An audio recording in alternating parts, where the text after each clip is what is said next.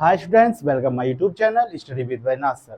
आपके लिए साइंस से टॉपिक आज 6 केसेस पढ़ने जाएंगे। Formation of image by concave mirror.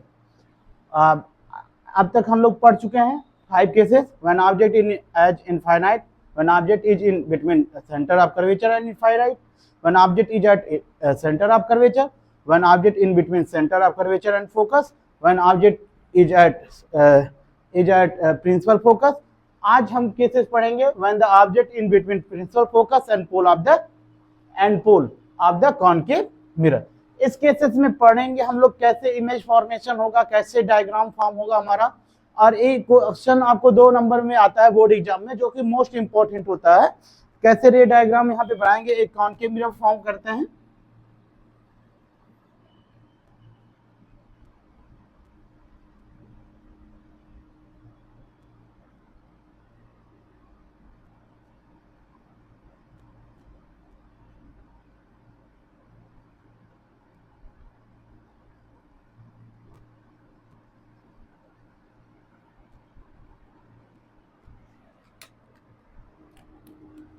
Principal focus, ये प्रिंसिपल एक्सिस ड्रा कर देते हैं। यहाँ पे फोकस रखेंगे, पोल हो गया फोकस, और हमारा सेंटर ऑफ कर्वेचर। इस तरह से थोड़ा सा इसको पास रखेंगे, सेंटर ऑफ कर्वेचर। अगर ये 4 सेंटीमीटर पे है तो ये 2 सेंटीमीटर पे रहना चाहिए। ऑब्जेक्ट को कहाँ पे रखना है, प्रिंसिपल फोकस और पोल के बिटवीन में, प्रिंसिपल फोकस और पोल के बिटवीन में। ऑब्जेक्ट का नाम लिख देते हैं ए बी। एक रेज को प्रिंसिपल एक्सिस के पैरेलल ले जाते हैं। After reflection passes from principal focus, और सेकेंड रेज को हम ले जाते हैं सेंटर ऑफ कर्वेचर से, जो रिटर्न हो जाएगा एज ए सेम पाथ, जो रिटर्न हो जाएगा एज ए सेम पाथ।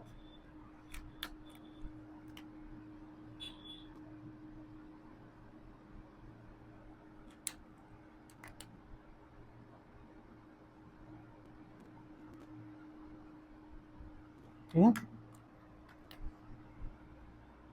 इसको आर आर बोलेंगे। रिफ्रैक्टेड रेज है, ये भी आर आर है। ये भी क्या है, इंसिडेंट रेज। ये भी हमारा क्या है, इंसिडेंट रेज। अब देख रहे हैं एक केस से देख रहे हैं कि क्या है, ये जो पहले यहाँ पे डिस्टेंस इतना है, फिर यहाँ है, फिर इससे ऐसे डिस्टेंसेस दोनों रेज में बढ़ता हुआ चला जा रहा है। यानी एक दूसरे से ये सेपरेटेड होते हुए चले जाएंगे और नेवर मीटअप। ना तो पैरेलल जा रहे हैं, पैरेलल जाते हैं तो समझ में भी आता है इनफाइनाइट पे मिलते हैं। पैरेलल भी नहीं जा रहे हैं, एक दूसरे से ऐसे फैलते हुए डाइवर्ज होते हुए चले जा रहा है, और एक डिस्टेंसेस दोनों के रेज के बिटवीन, रिफ्लेक्टेड रेज के बिटवीन में क्या हो जा रहा है कि बहुत ज्यादा बढ़ता हुआ चला जा रहा है। जब ये रेज का गैप बढ़ता चला जाएगा, रिफ्लेक्टेड रेज एक दूसरे से मीट नहीं करेंगे, तो इधर अगर आगे की तरफ नहीं मीट कर रहे हैं तो इसको हम बिहाइंड की तरफ मीट कराएंगे, पीछे की तरफ मीट कराएंगे, और देखेंगे कि ऐसे डॉटेड फॉर्म में मीट कराएंगे